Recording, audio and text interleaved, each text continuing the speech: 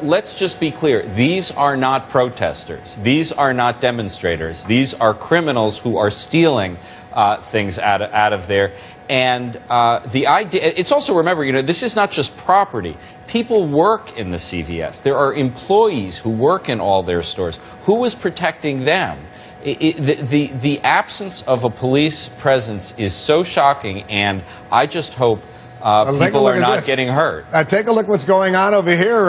Checks cash. You see another store. People are running in. Maybe they're stealing money from this business where people could go in, get debit cards, pay their bills, and get their checks cashed. And people are just running in there.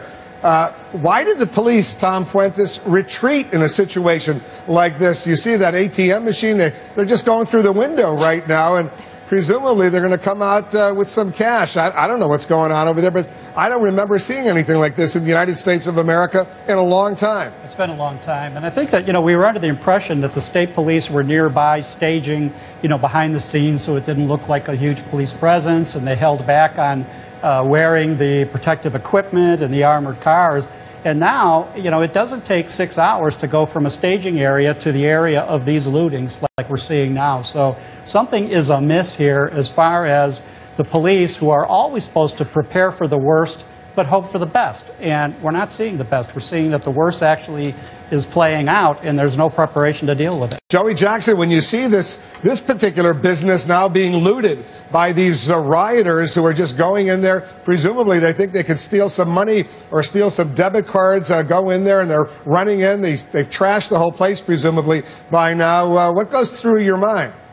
Not good things, Wolf. It's horrible, and it just really contravenes the entire message of a movement which is meant to get people together, to have them work cooperatively with law enforcement. Law enforcement needs the community needs them. And I get and understand that if there's a military presence, then certainly it could escalate the situation. But having nothing there, no protection for business, no protection for people, and allowing members of the community to go in and to destroy businesses, it just is not the answer. And to Jeff Toobin's point, indeed, these are not protesters. These are not the people who have been out there in force expressing a message of peace, a message of unity, a message to say, listen, we have to cool this down and ramp up the dialogue and down the rhetoric. These are just people who are engaging in criminal acts and using this as an excuse to go in there and to do these things to the businesses. It really is disgusting and deplorable, and it needs to stop. And I hope it stops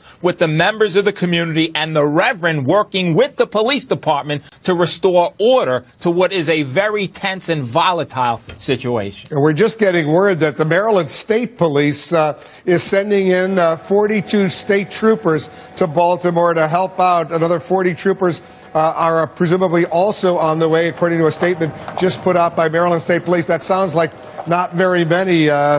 They do say since last Thursday, more than 280 state troopers have provided assistance to Baltimore, but they're going to need a lot more than 40 additional state troopers to help what's going on. You see what just happened at that particular business that cashes checks, provides debit cards. It looks like it's effectively been looted. I saw individuals running out with bags. I don't know what's in those bags, presumably money or credit cards or debit cards or whatever.